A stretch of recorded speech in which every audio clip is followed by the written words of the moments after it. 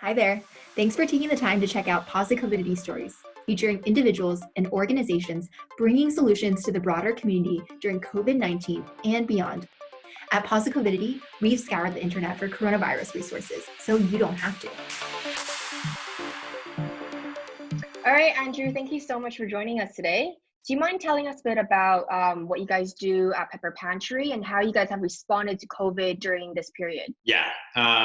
So I guess prior to COVID, Pepper was really focused on sort of like the intersection between restaurants and these same wholesale food suppliers that we're working with now. So we created a channel, an app for restaurants to place their daily food orders directly with those wholesalers. And it was a really fragmented space when we came into it. Those orders could come through fax, text messages, emails, etc. And so what we were really trying to do was bring together the ordering process, the communication process that happens between chefs, general managers, and food wholesalers on the other side of that marketplace, so that they had a single unified way to communicate, place orders, aggregate their financial data, manage inventory and food quality and so forth. And so as COVID started to set in, we were kind of probably one of the first businesses to sort of see the very quick shift in terms of the impact it was having on restaurant businesses. And we saw one of the, restaurants where I think a very salient issue or consequence of the regulations that have been put in place to try and protect the public from COVID. Everybody goes to restaurants, especially in major metropolitan areas, and it's a very clear change in people's lifestyles to see the restaurants in their neighborhoods close.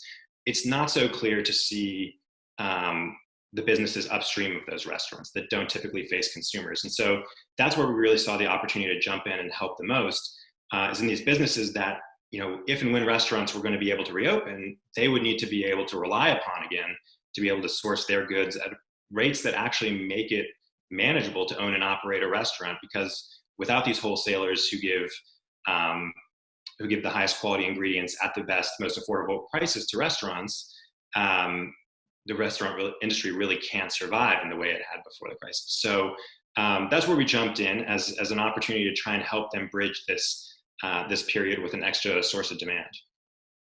We've seen basically a spike in terms of the number of people who actually want to go and get grocery delivery. And it's kind of this race up the adoption curve that wasn't previously seen. And that's a short-term value proposition, right? People find value in that right now because it's in such short supply, but there's a couple different long-term value propositions that we're seeing as well.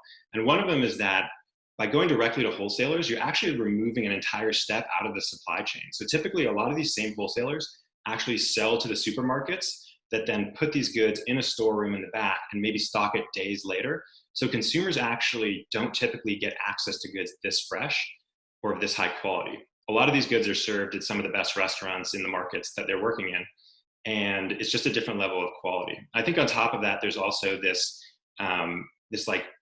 drive towards supporting local business and trying to get away from consolidating demand all into Amazon or all into some of the other large existing companies. And there is a genuine, I think, grassroots interest in actually shopping local. It's amazing how your business kind of found this opportunity and pivoted so quickly, and obviously helping the community do well at the same time. So my question, I guess, is something you mentioned as well. This is a short-term proposition. Is this something you guys are going to be doing in the long term as well after you think COVID kind of dies down? Or what is kind of the goal of Pepper Pantry in the midterm and long term? Yeah, absolutely. So what's been really cool is when we first talk to suppliers, a lot of the time there's a little bit of reticence. They haven't worked with consumers before. They know it's a bit of a different ballgame. They can't sell things the same way, sort of in bulk. And there's more operational headaches around that. You have to do more deliveries in a day. You have to break down the bulk packaging you buy things in. But what happens over time, from what we've seen in these first few weeks, is as folks start to get used to that, develop their in-house processes to be able to support this, they actually have found that it's a really compelling additional avenue of demand for them. And they've been able to rehire some of the folks actually that they originally laid off as demand sort of decreased decrease in the restaurant industry and is now picked back up coming directly from consumers. So I think that there is a little bit of a mindset at the start when we first approach suppliers, like, okay, maybe this will help me bridge the gap between now and the future I hope we return to, the sort of same as the past. But as you actually start to see the numbers, see that consumers really do have a demand for fresher products from local businesses, it becomes more compelling to a lot of the suppliers we're working with, like, okay, I could really see this being a revenue channel. We try and keep going as a source of business and of like connection to our local community. And that's what we're hearing so far, that it's been really successful for them. Hopefully not just as a bridge, but also as a long-term piece of their business. You're going to really be disrupting the whole ecosystem here. You said that a lot of the wholesalers are able to kind of rehire back the people they laid off earlier when COVID first hit.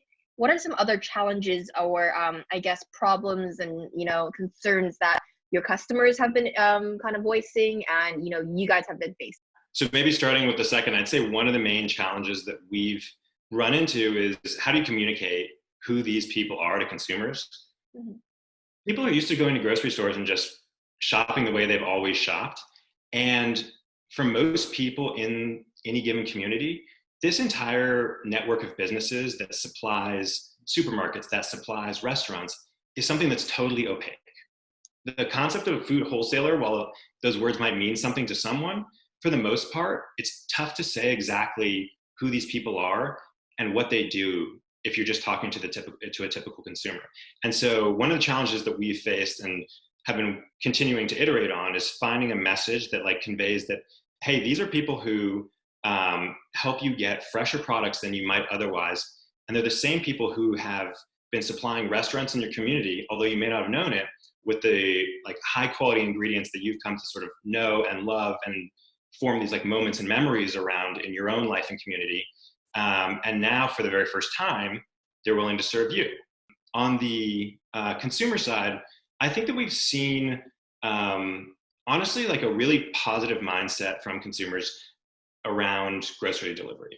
People are genuinely, I think in this moment, and in particular in this moment, uniquely thankful and grateful for smaller things that maybe they took for granted beforehand.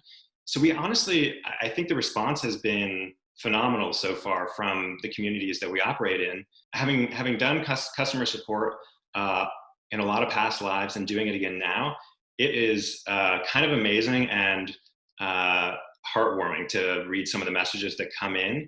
Maybe to just more directly answer your question though, I'd say some of the challenges are around the complexities of the reality that we're in right now.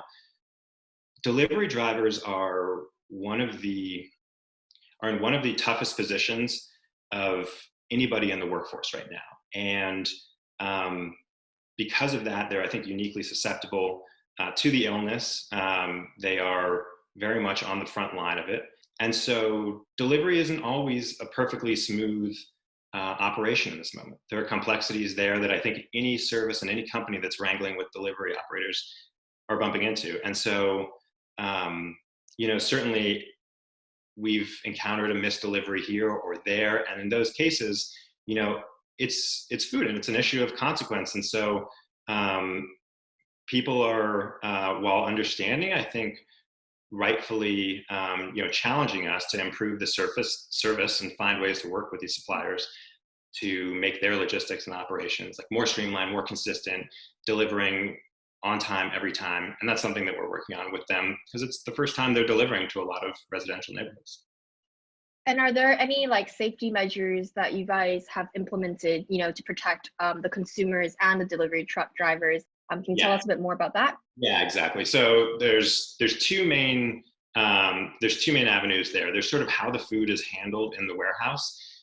And when we work with suppliers, we engage them to try and understand, okay, what are your safety processes and procedures happening in-house? And what you find is a lot of these suppliers aren't just supplying consumers residentially, which is sort of the value that we're adding to them and the demand base that we're adding to them, but they're still supplying some of the commercial use cases. They're still supplying some restaurants that continue to operate, takeout, delivery. And so there's a real focus on safety in a lot of these, up and down the food supply chain. So the handling of food is one component of it, and making sure that folks are leveraging masks and gloves in these warehouses as they're operating and touching food and making contact with the goods that people are going to consume later. And then the other side of it is on the delivery side. And we work with every supplier that we onboard to make sure that they're familiar with the contactless delivery system that we want to operate and extend to consumers. And we're pushing to have that be fully adopted and seen across the board. And we've seen a good deal of success so far. Generally speaking, they've been very flexible in adapting the processes of collecting signatures, distributing invoices, and moving fully to contactless delivery. That's amazing. Let's take a step back and just talk about your business for a little bit. So how did you guys all get started? I know you were with Uber Eats before. How did you guys get together? What was like your mission objective in the beginning? How has that evolved? And what do you hope to kind of go towards after COVID? Yeah, totally. So we started back in late 2019, so a fairly new company. We'd started in the second half of the year. And we're a small group. There's about 15 of us right now. And 3 co-founders, so Bowie, Che, and Ivana. Che and Bowie worked together at Uber Eats, and much of the early team that's at the company right now actually was at Uber Eats as well. So we sort of had this network and this experience working directly with consumers in the food space specifically. How can people get involved if they want to? How can people help right now? Is your platform, offering any ways for people to help out the community? Yeah, some of the things that sort of come to mind here is support suppliers, absolutely, but also supporting farmers and supporting restaurants where you can, because I think all of these different businesses are really part of an ecosystem that we all collectively cherish, and I think mutually hope restart in a meaningful way that feels like the way things were before, as soon as they're able to safely do so. And that hope isn't just that they'll come back as businesses, but also come back as kind of a part of our lives, and we can enjoy the moments that they've given us again. And so there are certainly channels to do that. Pepper is definitely one of them in supporting those food wholesalers and suppliers. But then also a lot of local farmers markets actually have their own websites and have started to route people to the farms that actually serve those markets, as well as restaurants in the community. And so finding a local farm share or a local farmers market website and figuring out where the vendors that are typically selling there are offering their goods for pickup or delivery online. And then of course, ordering from your sort of favorite neighborhood restaurants. If it's a business, a cause, or even just a small group of people, I guess, who you support and you believe in, there's a way right now to seek it out. And I just encourage people to sort of think about the whole industry and the different pieces of it that will be needed after the crisis subsides to help bring it back in the way that we want it to be.